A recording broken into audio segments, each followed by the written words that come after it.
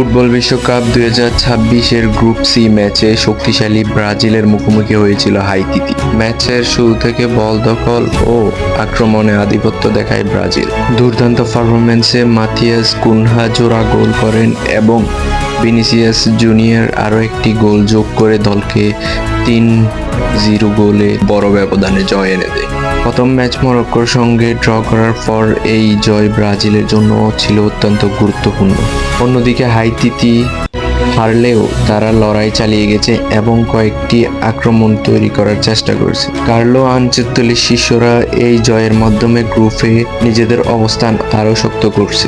এখন ভক্তদের নজর থাকবে ব্রাজিলের পরবর্তী ম্যাচের দিকে, যেখানে গ্রুপের শীর্ষস্থান নির্ধারণে বড় লড়াই হতে পারে।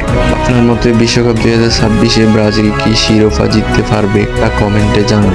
ভিডিওটি ভালো লাগলে লাইক, শেয়ার এবং ফলো করতে ভুলবেন না। ফুটবলের সব আপডেট পেতে আমাদের সাথেই থাকুন।